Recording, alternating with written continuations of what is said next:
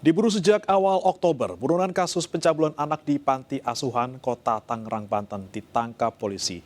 Pelaku diamankan di kawasan Pasar Pendopo, 4 Lawang, Sumatera Selatan saat berusaha kabur dari pengejaran.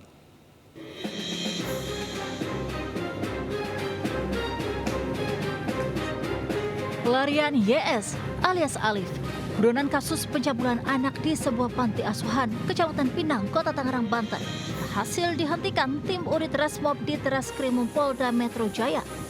YS diamankan di 4 Lawang, Sumatera Selatan saat berusaha kabur dari pengejaran.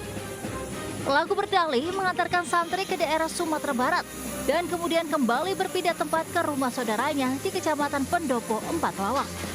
Tersangka dibawa ke Jakarta untuk diserahkan ke penyidik Satreskrim Polres Metro Tangerang Kota. Pelaku diamankan saat sedang berbelanja di Pasar Pendopo di Kecamatan Pendopo, Kabupaten Lawang. Saat ini kami dalam perjalanan menuju Jakarta yang selanjutnya akan menyerahkan pelaku kepada penyidik Polres Tangerang Kota. Sebelumnya, polisi menetapkan 2 tersangka pelecehan seksual yang merupakan pemilik dan pengasuh di panti asuhan. Sedangkan 1 pelaku lainnya, YS, masuk dalam daftar pencarian orang. Polisi juga mengembangkan kasus itu terkait dugaan tindak pidana perdagangan orang. Dari Jakarta dan Helmi Sajambati, iNews melaporkan.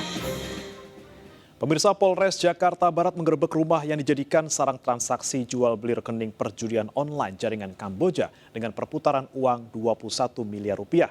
8 pelaku beserta barang bukti 35 unit ponsel, 700 lebih kartu ATM, 370 buku tabungan, serta beberapa dokumen pengiriman jasa ekspedisi disita petugas.